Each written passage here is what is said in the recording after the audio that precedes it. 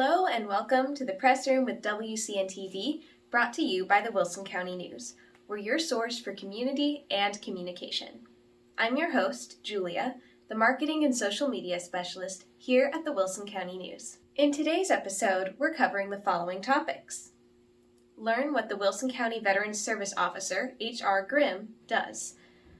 The Stockdale Watermelon Jubilee's 2022 court is still actively serving the community, while the Jubilee Board is preparing for its 2023 event this June. Learn what's in store for this year's festivities in Stockdale and how youth can get involved in it. You can subscribe to print, digital, or both editions of the Wilson County News at wilsoncountynews.com/subscribe so you never miss an edition of your local newspaper. Feel free to follow us where you're watching today so you're always up to date on the Press Room and our other WCN-TV news. Don't forget, you can be entered to win a brand new Acer Chromebook when you download the Go Wilson app. It's your community app with access to the Wilson County News, Livonia News, and City of Floresville resources, plus the ability to listen to any article, access our free online community calendar, get breaking news alerts, and more, all from one app. Download it on Apple and Android devices at gowilsonapp.com or search Go Wilson in your app store. First on today's show, you'll meet the Wilson County Veterans Service Officer, H.R. Grimm. Why is this role important to our community? What exactly does a Veterans Service Officer do? You're about to find out.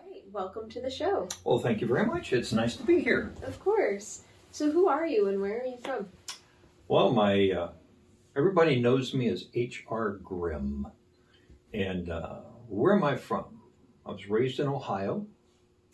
Through ministry and military colleges, I have been from Oregon to Florida to Colorado, Pennsylvania, Korea, Iraq. Wow. And here I am. Here you are. Yeah. Well, what is the Wilson County Veterans Service Office? I'm glad you asked that. Yeah. So, under the authority of the Texas Veterans Commission, which is the state's veterans service organization, they place somebody in most counties in Texas, a lot of counties, I should say. And then through that authority, having met the requirements, I am fully accredited to the VA to file claims. My main focus is service-connected claims, and that includes everything from birth defects to assisting getting markers for a grave and any benefits for the surviving spouse or dependents. Wow. So who all runs the office?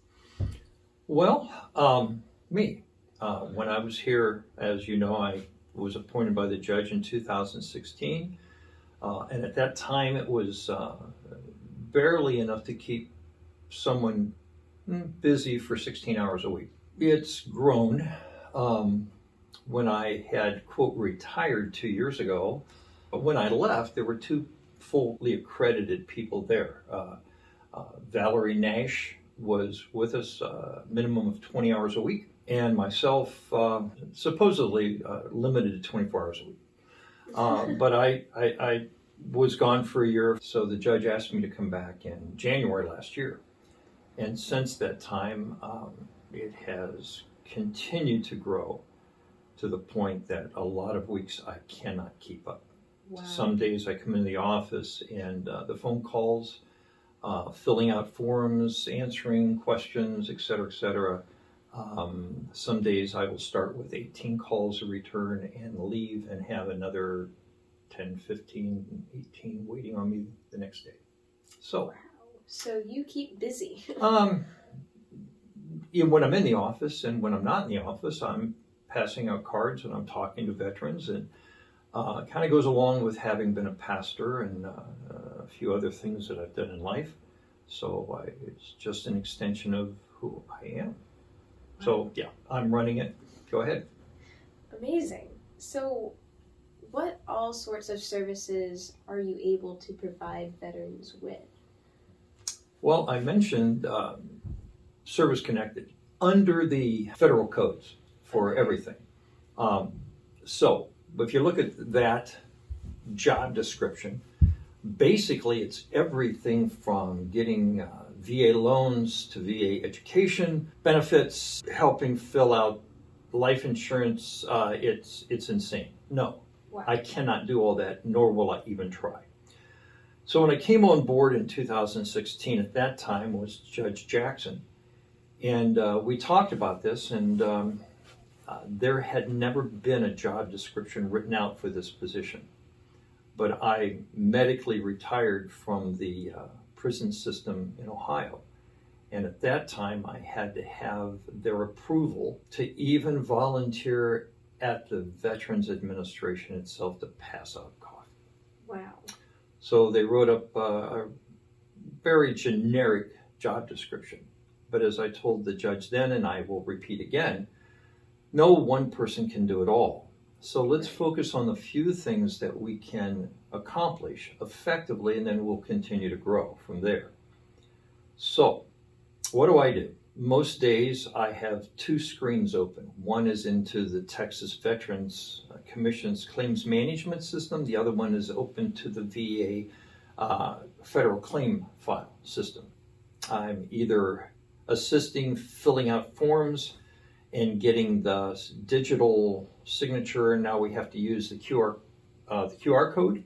Okay. You take a picture of it, or you open it up, and then you have to sign with your fingertip. They do that, and on some forms I have to do the same thing because we cannot use what's called a wet signature. So that's some of what we do with all the forms. Digitally send those into the VA, and within sometimes 2 days or the same day they will be into the VA's claim file. Sometimes it takes a week. And then once that authority is given, not just to me, but to the Texas Veterans Commission, then we can see whatever the VA has for that veteran, whatever has been sent in, whatever the VA has secured, including notes from the examinations that are used for providing the rating. Because of my clinical background, I kind of have an idea what I'm looking for. All right. So I retired from the Army as a patient administrator. In 2005, I was the patient administrator at a combat support hospital outside of Tikrit. Wow. And during 2005, a few of the neighbors didn't like us, nor did they like the locals. My small staff and myself handled well over 700 medevac missions coming in and going out, and over 800 admissions into our 26-bed hospital. And that included a lot of reports. So I wrote policies while I was there because we had wounded coming in literally, excuse the expression, butt naked. If they were wounded in a field, the medics cut everything off from boots right up through their dog tags and wrapped them up and sent them in, and then we had to get the information. We had to write reports. We had to itemize everything in what used to be a clean uniform, including the wallet. And it was quite a sensation of having latex gloves on in cold blood. You'll never get that out of your mind. Okay. Including calling mortuary affairs. What do you do with body parts? So it was a yes. Yeah. So with that background, and having spent a good part of a decade doing mental health inside a male prison, where you had to have a policy for everything, and then having had a small private practice in mental health, where at one time I was a licensed professional clinical counselor. At that time, I was also grandfathered in as a licensed social worker, and I also was a licensed independent chemical dependency counselor. And then spending 11 years as a police chaplain. Okay. And then having been a pastor, in fact, 2004, I was pastoring a small church. I also spent 5 months as a patient after I got back from Iraq because I couldn't walk. And I had already had a titanium plate put in my neck in 2000, and then I volunteered and went to Iraq in 2005, and had some back injuries from jumping out of airplanes and playing military, and my back basically went, "You're an old fart. You're not doing this anymore." Oh boy. So I was medically boarded, and I stood before a board and had to justify why they shouldn't kick me out, and they allowed me to stay in. So that background really comes into play with what I do. Okay. So I get a chance to hear the veteran's story, do our best to get the proper documentation either through the National Archives, which the veteran and family have to do. It doesn't go through my office. Okay. And healthcare needs to go through Audie Murphy in this case, because the veteran will have to have their discharge paperwork. And then there's other parameters. If you're going to call locally to Audie Murphy, the number is 210-617-5300. And if you're like me, you just press 0 and tell the operator you want to talk to somebody about enrollment. But currently, regardless of what the discharge document says, those returning from war, I believe, have 1 year of free mental health care. Wow. But they would need to contact the Veterans Administration. So what do? Well, that's what I do. Help. Where would you like to be buried? There's a pre-needs form for that for the veteran and the spouse. They can file that before either one of them pass away. How do you get a marker? There's another form for that. If the veteran is unable to sign due to cognitive or physical limitations, even though the individual relative, caretaker, whatever, may have a legal civilian power of attorney, the VA doesn't always accept that. So there is a VA form that has to be completed for that. For a family member to talk about the veteran's information, there is a form for that. Everything I do in my office, everything that is done in offices like mine, must maintain HIPAA compliance. So no emails with documentation, and when you put it on a server, it is there forever. So don't email, don't smoke signal, don't mail nothing, don't try to drop it off at the office. If I need it, I'll give you authorization to fax. Don't fax anything, because I don't need all 300 pages of medical documentation. So anyway, that's kind of what I do, and that's why the background is I have, and this is what you get when you're almost 71 years old and you've retired, 4 times, and I still get to play. Wow. So how does the Wilson County Veterans Service Office work in conjunction with the Texas Veterans Commission? Good question. How does that work? Well, okay, kind of give me the whole background. So following World War I, there used to be attorneys that you would contact, the veteran would contact to file a claim. Well, in fact, I think it was $1, maybe $5 to get an attorney back then. Wow. But it became overwhelming, so Congress passed that veteran service organizations that are recognized have the authority, and everything we do is free. I'm going to come back to that, please. The Texas Veterans Commission is the state of Texas. Okay, so every state and probably territory has a state territory veterans organization. Okay, then you've got the VFW, the American Legion, American Veterans or AMVETS. You've got Disabled American Veterans. The Military Order of Purple Hearts used to do that, but following the end of Afghanistan and Iraq, they no longer have veteran service officers.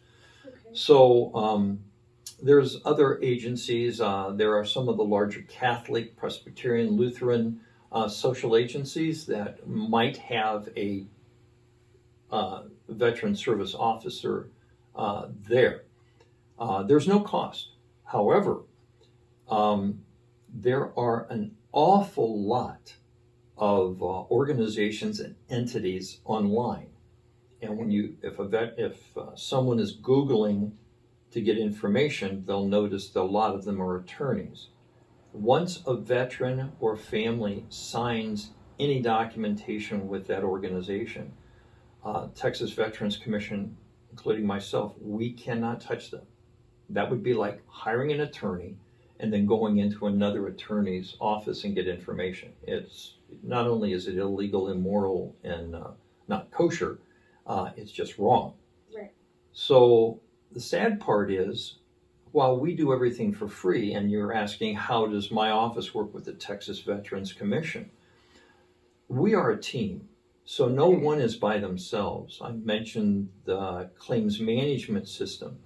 I can put notes in there. My counterparts, when they interact with a veteran, their notes are in there. There is a place to, quote, lay claim that this is my veteran, okay, or somebody else's. So anytime another office is called for that particular veteran, there's a notification that says, hey, they've contacted this person and this is what they were able to accomplish, and they put a note in.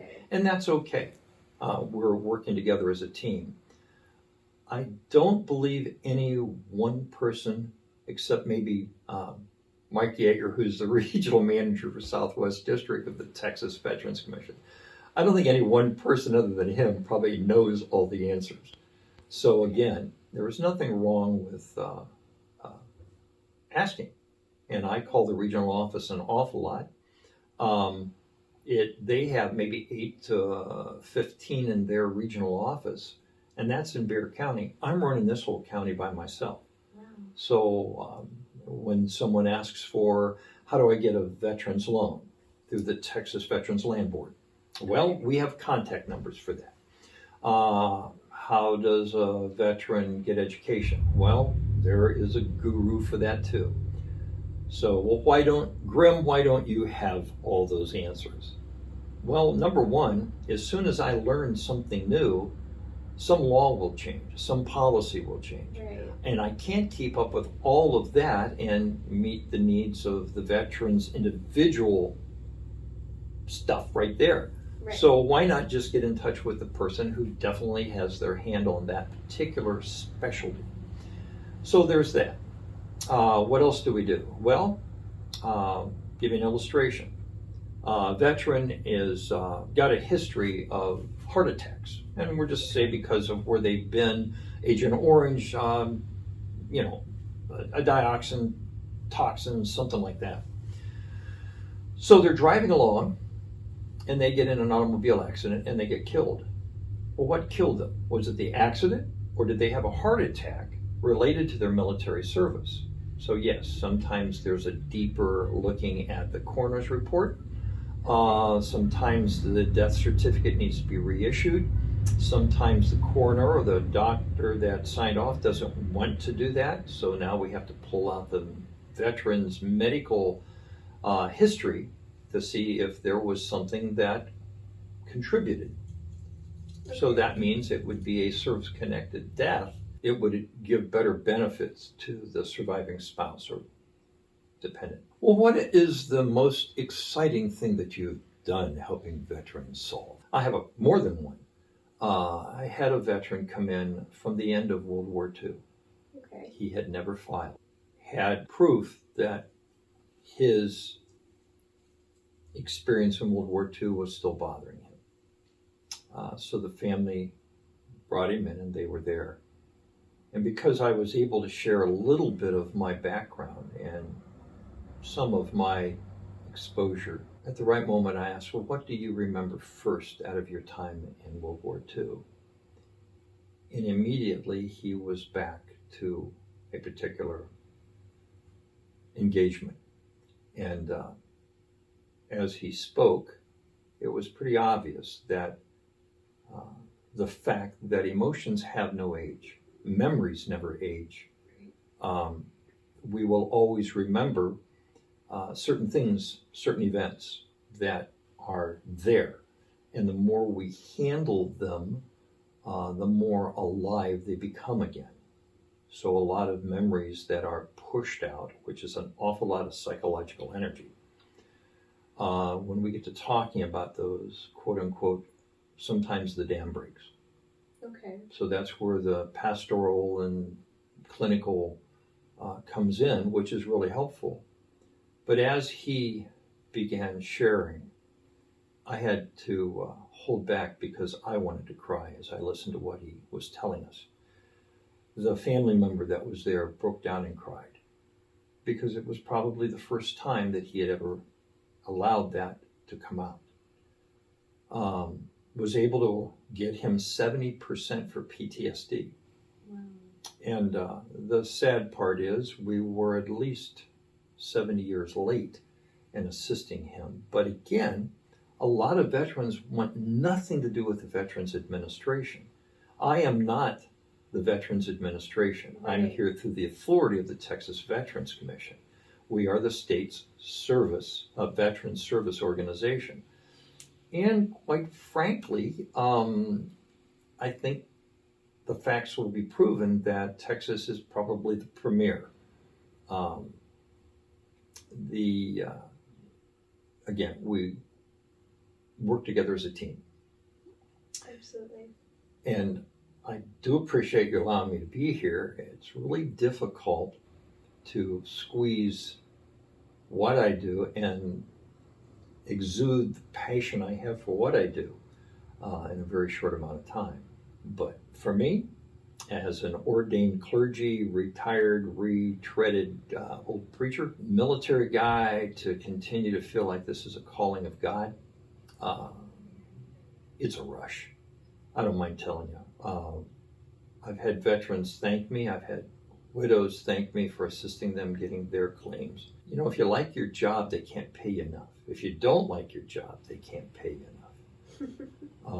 I love what I do. In closing, if that's where we're going with this, February 2017, I spoke with a church that had a military ministry, but it was like a lot of churches. Bring your Bible, come on in, we're going to have you're going to get nothing but Bible thumpers. And that's okay. If you're saved, good. But what about the people that are uncomfortable around Bible thumpers who need what we're talking about? Right. So they pick up the tab for the breakfast. The first time we met was at the Den, and we had 75 in attendance at $5 a pop for the meal. Wow. We had as a main speaker the assistant director of the National Cemetery. How do you get buried at Fort Sam? So we went through that. We have continued to do these, even in my absence. They were continued. We've had the appraisal district come in. How do you get your real estate tax exemption for your level of disability? Right. So they came in. How do you get into Frank Tejeda's Texas Veterans Home over here? Sandy Yao and Levi Kep. He is with the Texas Land Board. She is the admissions person for the home. They have been there. In fact, she will be there again February 4th, which is our next breakfast. Our state representative, Ryan Gullion, will be there. Our new judge, Hank Whitman, was Navy. He is going to be there. Amber Ramos is now with Camino Real. She is a veteran and a social worker, and she is now over 9 counties for Camino Real. She and hopefully the Women Warrior Veterans of Wilson County, they will be there. Texas Veterans Commission will be there. Bob Gillespie from Conley Memorial will be there. So the whole idea of these breakfasts is they're a faith and information event. Chow is from 8:45 to 9:15. The whole event is over at 10:45-ish. We'll have a devotional. We have had former military chaplains who are now pastors, and one of those is Pastor Eric at Emmanuel Lutheran. Sweet. We've had Frank Pomeroy, who had been a Marine at Sutherland Springs, and not preaching, just sharing faith and encouragement. And of course, when Pastor Frank shared hope over hate, it was very wonderfully received. Now, not everybody wants to hear about Jesus. Well, I appreciate that. But if a church is picking up the tab somebody's going to mention something about Jesus, and rightfully so. Right. So it used to be one church in my office, and now it is the Wilson County Pastoral Fellowship in my office. And it's still catered by the Den, and a church still picks up the tab. And we are expecting well over 100. The next breakfast, if you want to register, it's in the Wilson County and Livernian News. It's in the event page. It's on February 4th. Yes, it's a Saturday. You can bring your beloved, you can bring your children. Well, how often do these breakfasts occur? Every quarter. So our next one is February 4th. February 4th. After that, I believe the next one will be in May and then in August. And so also, we have a lot of veteran stuff going on in this county.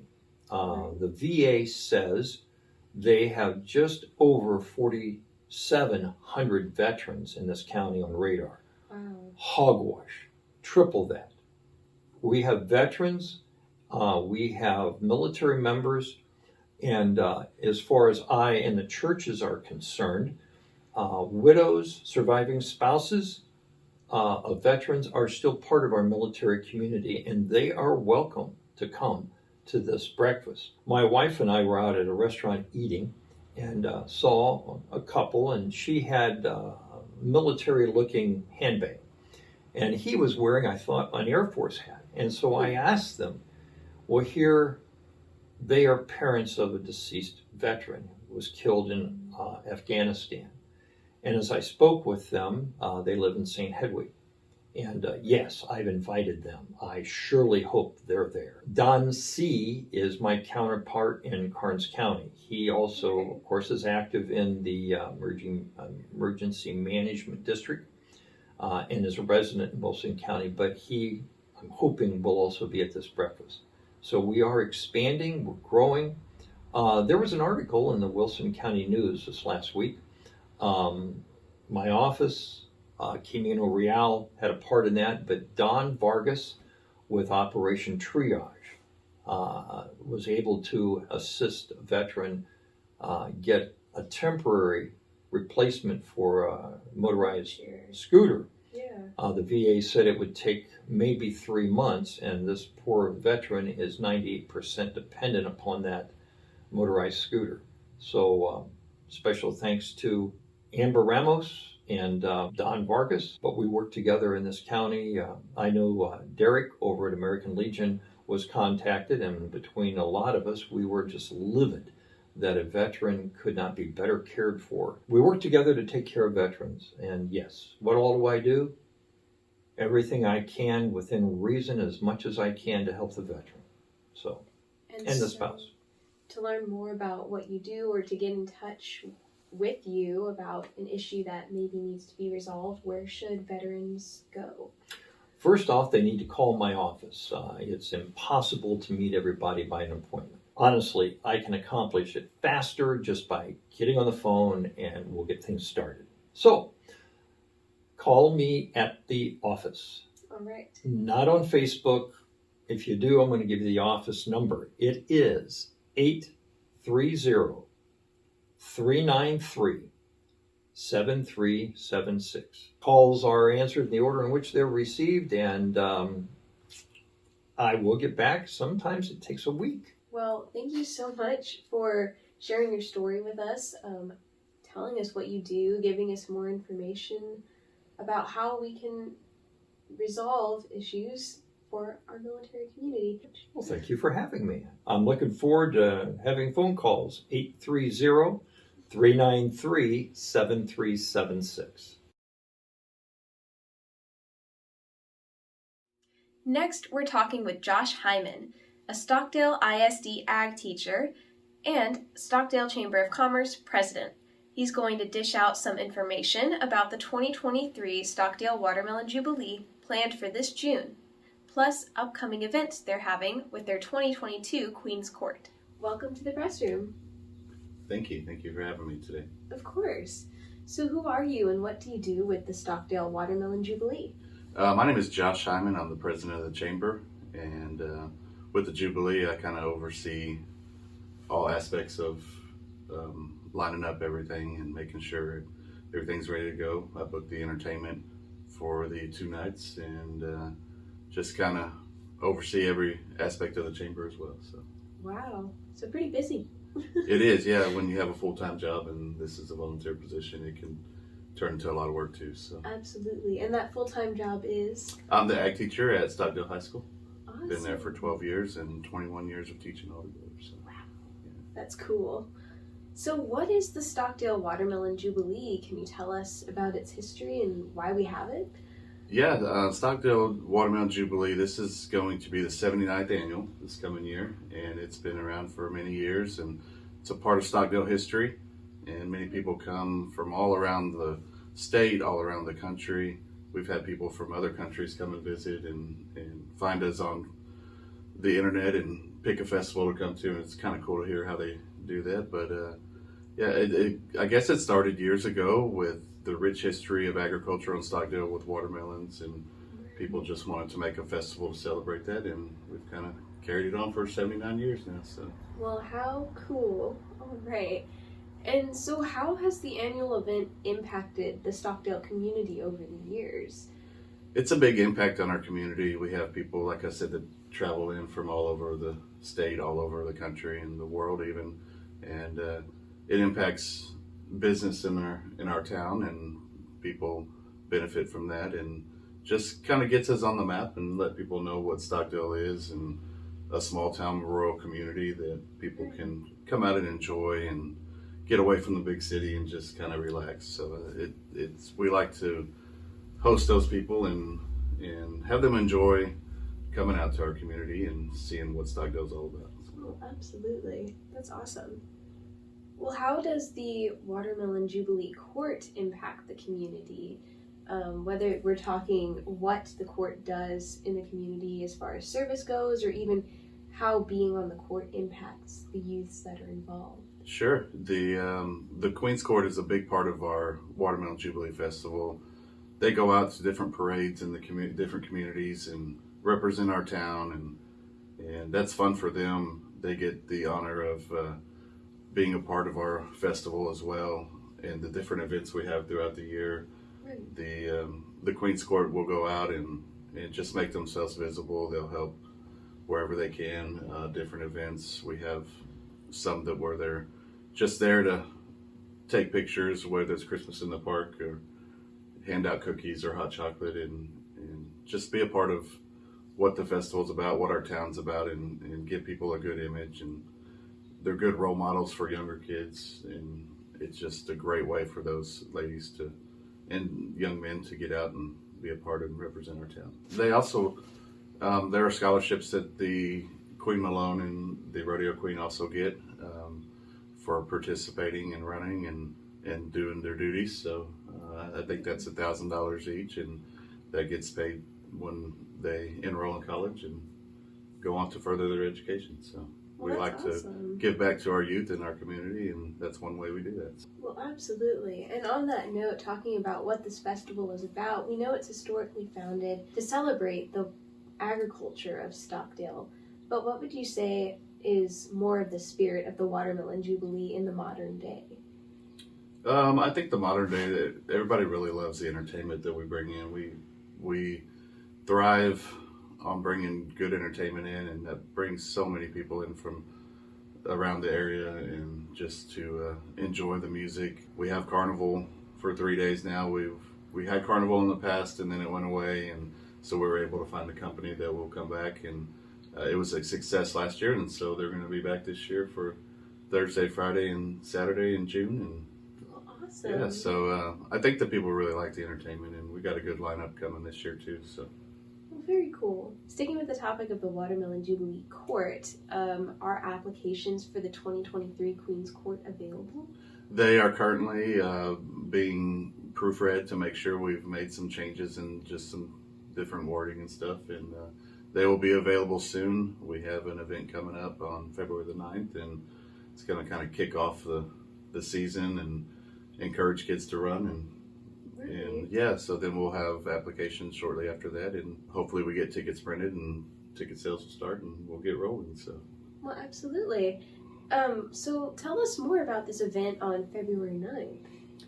Yeah, on February 9th, the Queen's Court's going to just make themselves visible to the community, try to encourage the next generation of the Queen's Court to run, and basically tell them their experiences and how fun it is and what an honor it is to be able to represent Stockdale, Texas. So. Very cool. Okay. What kind of event setup will this be? Will it be like a dinner or like a dance? What's going on? No, it's just an event to kind of come and meet and greet and Okay. talk about what's all involved in the Queen's Court and just try to raise awareness of what they do and where their goals are and move forward. So.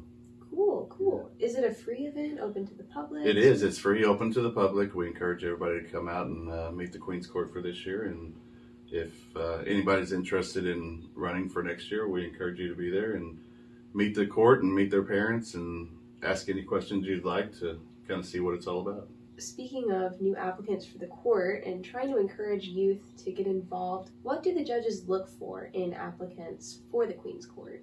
Sure.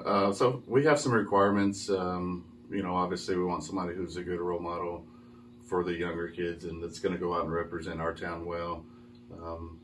Grades are important. We stress that your school comes first because that's the number one priority, and make sure you're doing your grades. They have to sell a certain number of tickets and a certain amount of sponsorships for the Jubilee. And once they meet those criteria, it's kind of after that, whoever gets the most will be crowned the queen the next year. So.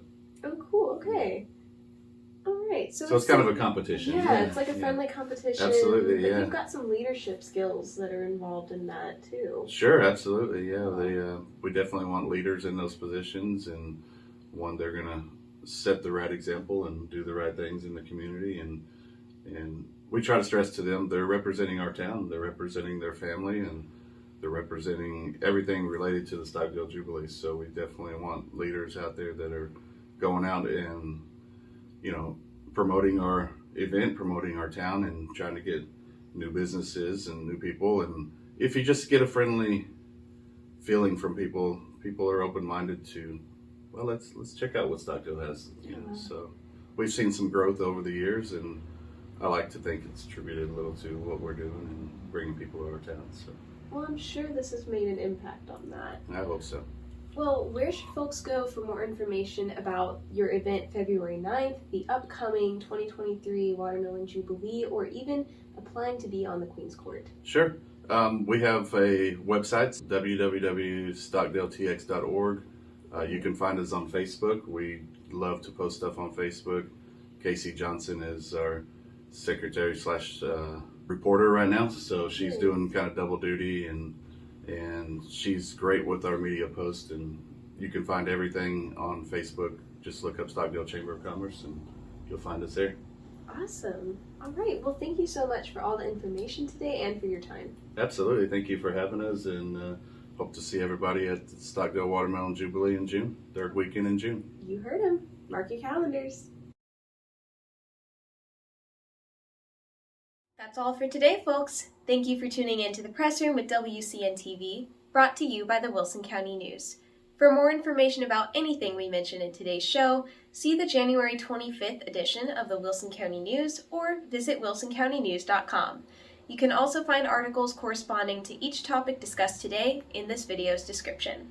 Remember to follow us where you're watching so you never miss an episode, and consider subscribing to receive the print, digital, or both editions of the Wilson County News each week. You can find more news or subscribe at wilsoncountynews.com, or download our app, Go Wilson, to receive updates from our newsroom at your fingertips. Remember, downloading our app also gets you entered to win a brand new Acer Chromebook donated by the Walmart in Floresville. The app is available for Apple and Android devices at gowilsonapp.com. We hope you'll tune in next week for another episode of The Press Room. We'll see you then.